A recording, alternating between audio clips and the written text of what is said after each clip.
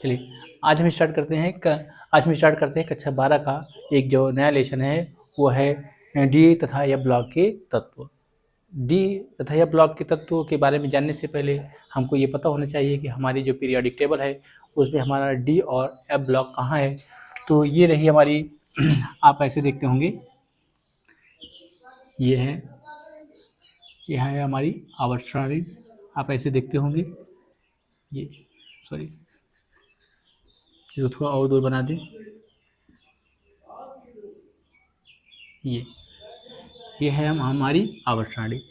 आवर्त सारणी में आप देखते होंगे ये क्या होता है, ये पूरा यस ब्लॉक होता है। 4 ब्लॉक में इसे बांटा गया है, यस, पी, डी और एफ ब्लॉक में। तो यस ब्लॉक ये है, पी ब्लॉक हमारा इधर होता है और डी हमारा ब्लॉक यहाँ पे होता है, और नीचे एक जो है, नीचे एक और क्षैतिज सारणी होती है, ये हमारा होता है F block. Actually F block वो डी के अंदर का ही पार्ट है, क्योंकि स्थान न हो पाने के कारण ये हमारा एफ ब्लॉक यहाँ पे होता है, लेकिन स्थान न हो पाने के कारण इसे हम क्या कर देते हैं, इसे हम नीचे, इसे वैज्ञानिकों ने क्या कर दिया है, इसे नीचे रख दिया है। तो ये क्या है, एफ ब्लॉक, ये एस ब्लॉक, ये पी ब्लॉक होता है, और ये क्या होता है, डी ब्लॉक।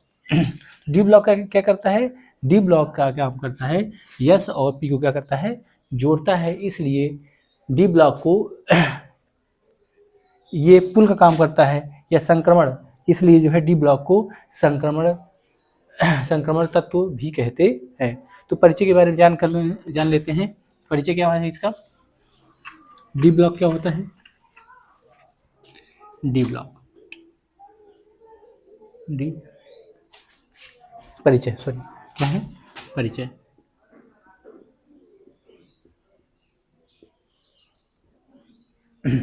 परिचय क्या है,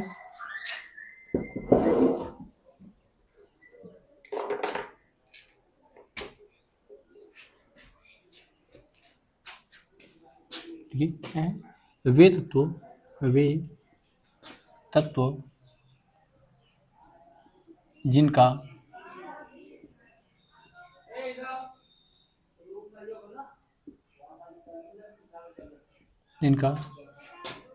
n-1 डी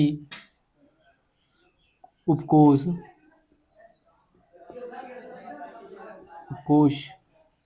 इसका n-1 डी उपकोष,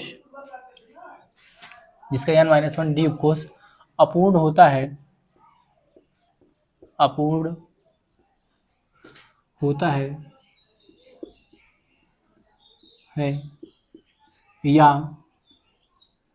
या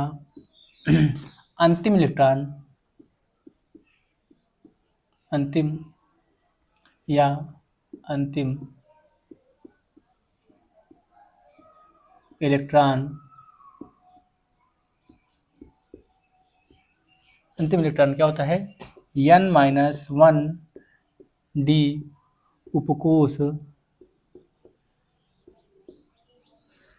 में प्रवेश करता है। क्या होता है, डी ब्लॉक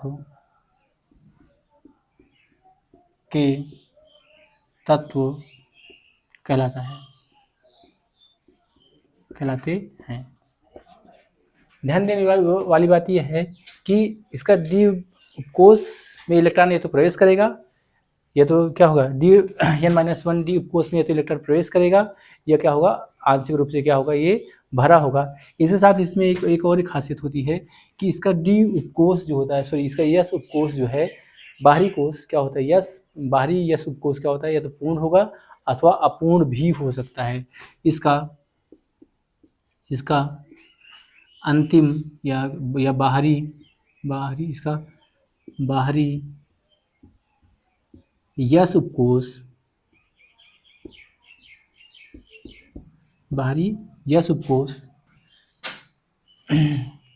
पूर्ण अथवा अपूर्ण हो सकता है। इसका जो है इसका जो है बाहरी यस उपकोष जो होता है वो पूर्ण अथवा अपूर्ण दोनों हो सकता है। अगर जो है जैसे हम कुछ एग्जाम्पल की बात करें, जैसे हमारा है स्कैंडियम, सॉरी टाइटेनियम की बात कर लें, 21 इसका जो है परमाणु क्रमांक होता है, और टाइटेनियम का जो है इलेक्ट्रॉनिक विन्यास बनाए, क्या होता है 1s2 2s2 2p6 3s2 and 3p6 3d, और क्या होता है यहाँ पे, यहाँ 4s2। तो कितने हो गए यहाँ पे हो गए 10, 10 दोबारा 6 18, 18 2 20, और 20 यहाँ पे क्या रहेगा 1 इलेक्ट्रॉन। तो आप देख रहे होंगे कि यहाँ पे क्या हो रहा है, यहाँ पे हमारा यस उपकोष तो पूर्ण है, ये हमारा क्या है यस उपकोष पूर्ण है, लेकिन जो इसका जो n-d अर्थात 3 4 में से एक गया, कितना हो जाएगा ये 3 वाला जो डी उपकोष है वो क्या है, वो अपूर्ण है। क्या है वो अपूर्ण है। ये क्या है, ये उपकोष अपूर्ण है। जैसे बात कर ली जाए कॉपर की, Cu, कॉपर का 29 होता है, 29 Cu। इसकी बात कर ली जाए 1s2 2s2 2p6 3s2 3p6 and 3d and 4s। तो ये क्या होता है, यहाँ पे क्या हो गया, यहाँ पे 10 10 दोबारा 6 18 18, और कितना बढ़ा अभी 10 बढ़ा है। तो यहाँ पे ये अपवाद होता है, इसमें एक अपवाद होता है कि इसमें जो है अंतिम इलेक्ट्रॉन इसका जो है यहाँ पे जो यस उपकोष पे इसमें क्या होता है 1 इलेक्ट्रॉन पाया जाता है, और कितना बढ़ा अब इसमें जो है 9, इसमें क्या है यहाँ पे 9 इलेक्ट्रॉन रहेगा। ये हमारा क्या है, ये अपवाद में आता है। तो यहाँ पे क्या होता है, यहाँ पे इसका दोनों यस उपकोष भी और डी उपकोष भी दोनों क्या है अपूर्ण है। इस प्रकार से क्या है, ये 3D ब्लॉक का ये तत्व माना जाएगा।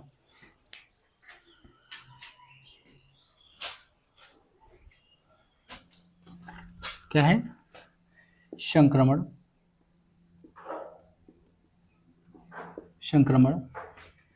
तत्व के गुण,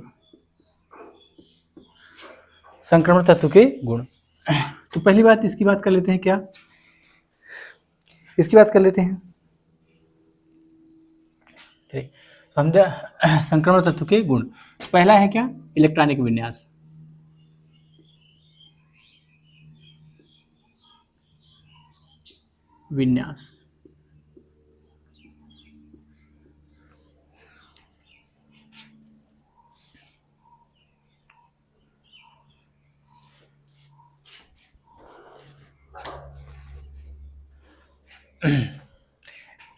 अब हम बात करते हैं संक्रमण तत्व के गुण। तो इसमें क्या है, पहला है इलेक्ट्रॉनिक विन्यास। इलेक्ट्रॉनिक विन्यास इसका जो है संक्रमण तत्व का बाह्यतम कोष का इलेक्ट्रॉनिक विन्यास होता है। बाह्यतम कोष का सामान्य इलेक्ट्रॉनिक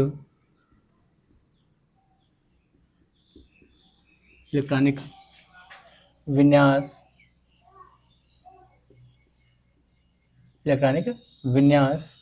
क्या होता है, n-1 डी में 1 से लेकर के 8 तक इलेक्ट्रॉन होंगे, और D 1 to 10 and n-0 to 2।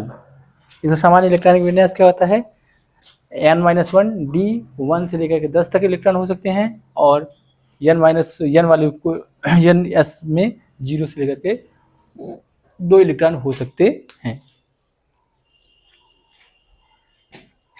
इसके अलावा भी बात करें, इसके अलावा इसे या डी ब्लॉक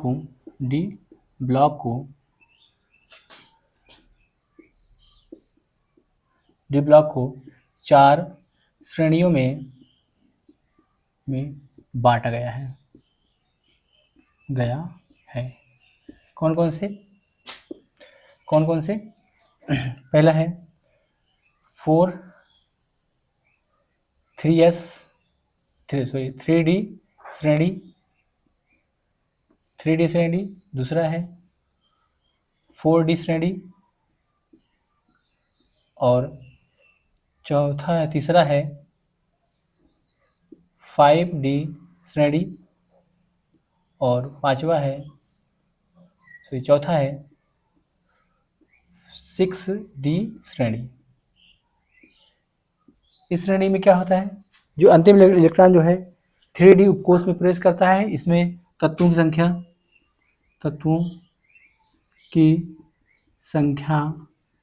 10 है। इसमें भी तत्वों की संख्या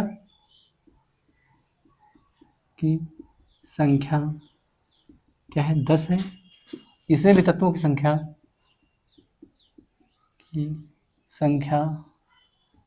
10 है और इसमें भी तत्वों की संख्या क्या है, 10 है।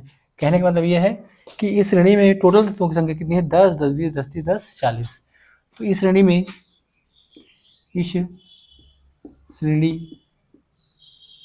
इस ब्लॉक में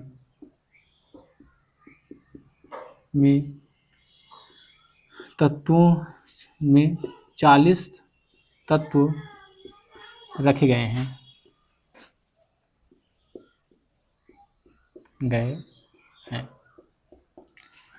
ठीक है। और अगला नंबर क्या है, उपलब्धता।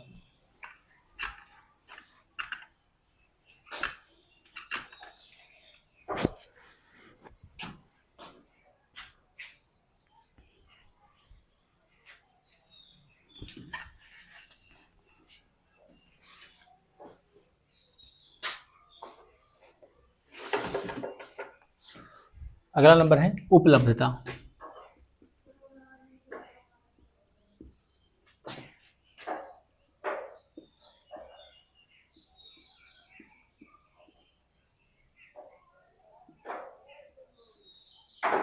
उपलब्धता तो यह इस ब्लॉक के जो तत्व हैं वो मुक्त अवस्था में और संयुक्त अवस्था में, दोनों अवस्था में पाए जाते हैं। कुछ तत्व जैसे लोहा, सोना, चांदी, ये सब मुक्त अवस्था में पाए जाते हैं, जबकि Cu क्या होता है, वो संयुक्त अवस्था में, दोनों अवस्थाओं में पाया जाता है। कि इस ब्लॉक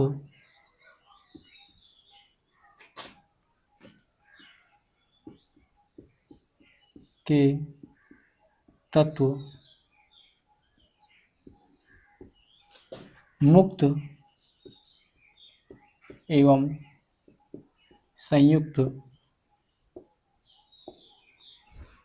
दोनों अवस्थाओं में पाए जाते हैं।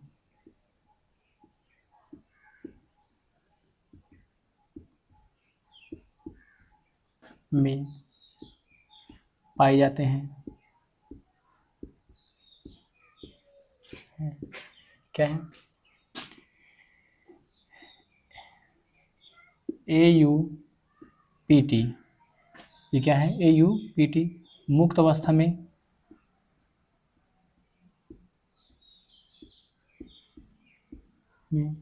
तथा Cu संयुक्त अवस्था में।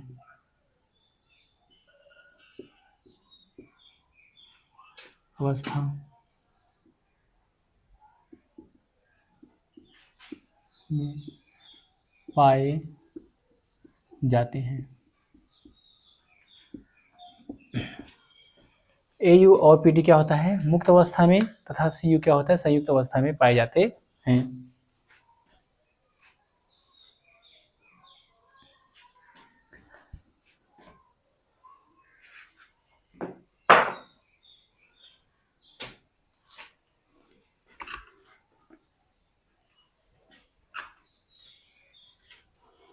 अगला नंबर है धात्विक गुण।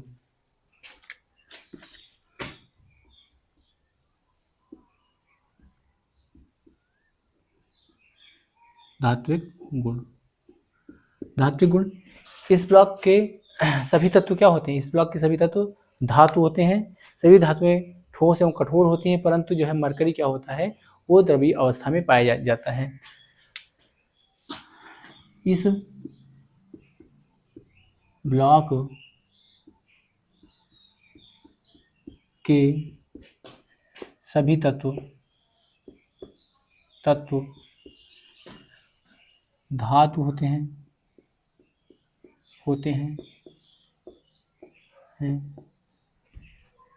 सभी धातु ठोस एवं कठोर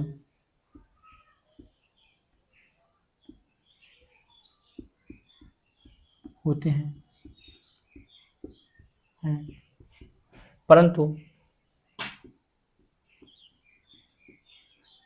Hg पारा जो होता है वो क्या होता है, वो परंतु पारा Hg द्रव अवस्था में पाया जाता है।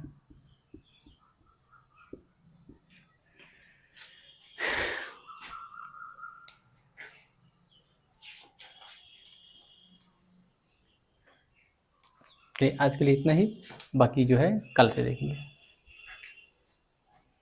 पाया जाता है।